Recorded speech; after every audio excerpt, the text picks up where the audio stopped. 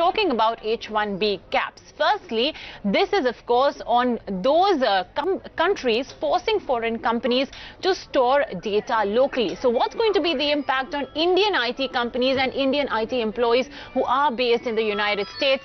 Let's go across to Rahul Dayama for more on that. Rahul?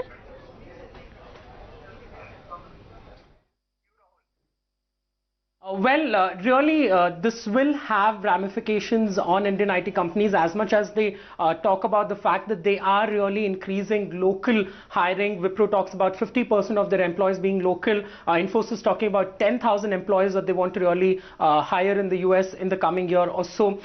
The trigger, Mubina, as you mentioned, has been data localization. Last year, RBI had made it clear that payment firms, the likes of MasterCard, WhatsApp, all of them, Visa, will have to store their data, payment data in Indian shores only. That really has cost implications for these payment companies. They said this is not a level playing field, it stifles innovation. So US, according to agencies, has really told India that they will look at capping Indian visa really to 15%. Remember, 85,000 is what is really the cap. Up to 70% is what Indian IT firms largely really apply for. So we will have to wait and see how Indian IT companies really react to it. They say we are insulating ourselves from the visa impact. That's really been the word quarter on quarter. But capping it at 15% will have a massive blow. But analysts also really indicating that it won't be as easy as it sounds for the US to push this through, because they will have to bring this before the US Congress and get it approved. But clearly the implications will be high. Right, Rahul, thanks a lot for that. So that's essentially what these rules are proposing. The threat, of course, is a reply essentially to India's stringent data storage rules. We also decided to bring on board Apurva Prasad, a research analyst of HDFC Securities. Apurva, you heard out Rahul, my colleague from Bengaluru, talking about the implications of this cap on the H-1B visa on Indian companies. Let's understand your own understanding of this proposal. Is it really going to have that much of an impact on IT companies? I mean, we are seeing a major stock reaction. So is this rightfully so, or is it a bit too premature? I think it's premature. Okay. So I think the implications can be high, but I think the probability of this happening would be substantially low. So as far as I can understand, the press release mentions 70%, cap for Indians. So that includes employees outside the Indian IT companies. So so we're really talking about the entire pool that Microsoft, Amazon, and the likes also hire from India. If I'm looking at the data for the Indian IT companies, whereas the H-1B count has come down substantially. So if you look at the new application numbers, it's probably lower by 70 to 80%, in some cases even more over the last few years. I think the trend is continuing. There are other factors to mitigate that risk. But yeah, partly there is a large visa extension numbers which keeps coming up every year. The likelihood of this going through, I think, should be very, very minimal. Let's not forget that there is a major supply crunch in US. So if Indians are curbed at 15%, who fills the remaining 85%? So it's really a talent pool crunch that we are looking at. And let's not forget that there is near zero tech unemployment in US. So that is also a reflection of the same. Hi, Apurva. Good afternoon. This is Nayantara Rai in New Delhi.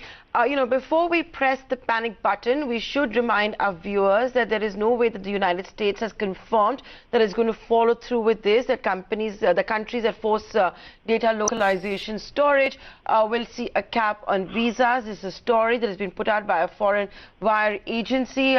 Apurva, and of course, this is you can call it diplomacy at its best. You see pressure tactics and then a final result. So clearly it's America upping the pressure, but no way has it been done. There could also be a midway that be reached. So having caveated that now, IT companies, because you track IT also very closely, have been bringing down their reliance on this. They've been hiring locally more in the US. Have you done any number crunching as yet that, what this could mean, what the worst case scenario is?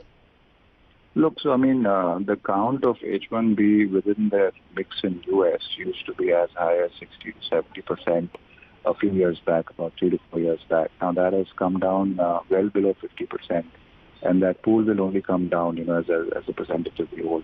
If you're looking at the overall H-1B new applications, it'll, I think, probably be sub 20% of the 85,000, applications that go out. So, I mean, the numbers are really coming down. There is a big offset because of the localization that Indian companies have been doing. There is obviously a cost implication to it, but then the offset is again looking at a broader, fresher pool, which is not the case. So it was largely a lateral addition earlier. Now that has moved towards a bigger, fresher pool addition. And that's something we've been seeing companies announce, talk about that. So I mean, there are margin implications in the near term. I think purely from the fact that there is a change in the delivery model substantially. There is also an upside to this. The upside to this is it can also potentially lead to more offshoring. That's the silver lining in the entire event. It could plan accordingly, because let's not forget that I mean, these are large U.S. corporations, and these are critical core businesses, which Indian IT companies are part of. So I think the risk for U.S. corporations are bigger to dislodge this kind of delivery model structure. But Apurva, the problem with that is, I'm playing devil's advocate here. I know I caveated how this is not a confirmation. The U.S. government hasn't acted on it. It could just be a threat to get countries to change their mind on data localization. But supposing it were to go through, you're believing that offshoring could increase. That's not going to go down well with the Donald Trump administration and the whole rhetoric of make America great again, because, we've seen how that administration has come down hard on offshoring, how it is forcing companies to bring back investments to the United States. Exactly, which is why it's counterintuitive, that's what I'm saying. So that's obviously one of the fallouts that can potentially happen, which can work in favor of the United companies. Not that it's currently happening, but I'm saying that something which becomes so restrictive, and it's certainly a possibility. I'm not trying to say that there is more offshoring happening because of the crunch on the H-1B in the last few years, but that's certainly a possibility if the clampdown is much bigger. And I mean, we are getting into next year. The rhetoric is only likely to get bigger, I say. So I think the newsprint around this should probably get even bigger. I think the bigger operational risk for Indian IT companies is the fact that there is a big supply crunch in the U.S., and I think that's something which is accelerated over the past few quarters. So availability of talent is a big problem, especially on site. So I think investments in training and development, those are long-haul projects, and they will eventually be becoming a more integral part of the model. But specific to this event, the probability of really disescalating, I would keep that very low. All right, Apurva, thanks a lot for your quick perspective on the new rules that are being, proposed. Of course, it still requires the Congress approval, so it's still early days. And like Apurva said, there may be a bit of a premature reaction that you're seeing on IT companies. And for all you know, it just may be a technical reaction as well witnessed in some of these IT stocks. All of them are declining in trade.